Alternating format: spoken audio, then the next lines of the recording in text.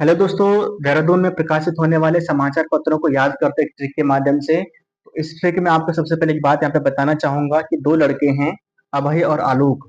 ठीक है, कौन कौन है? अभय और आलोक दो लड़के हैं जो कि देहरादून में रहते हैं और वहां पर पढ़ाई कर रहे हैं। ठीक है, मान लीजिए पढ़ाई कर रहे हैं, जो भी कर रहे हैं।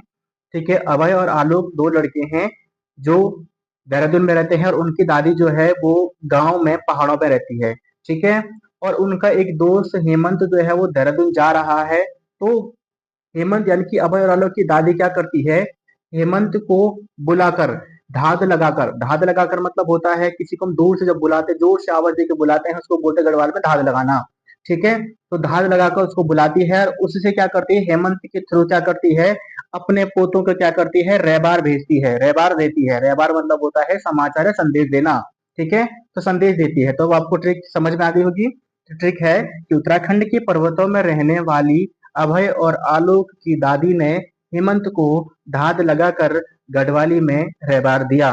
ठीक है, तो उत्तराखंड से उत्तराखंड दर्शन, पर्वत से पर्वतीय समाचार पत्र, ये आपके कहाँ से? उत्तराखंड दर्शन पर्वतीय समाचार पत्र देहरादून से प्रकाशित होते हैं।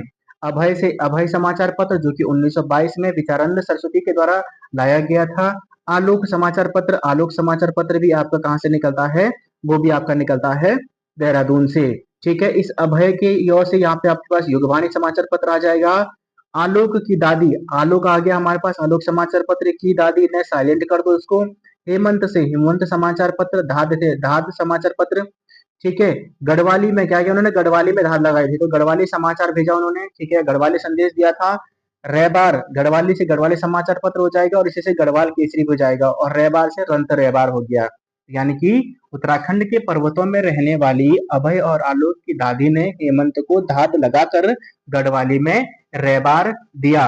उत्तराखंड दर्शन, पर्वतीय, अभय, युगवाणी, आलोक, हेमवंत, धाद, गढ़वाली समाचार, गढ़वाल केसरी और रंत रेवार, ये सारे जो होंगे वो देहरादून में प्रकाशित होने वाले समाचार पत्र थे। आई होप आपको ट्रिक समझ में आई होगी। अगर नहीं आई तो दोबारा आप देख के समझ के आप इसको याद कर सकते हैं।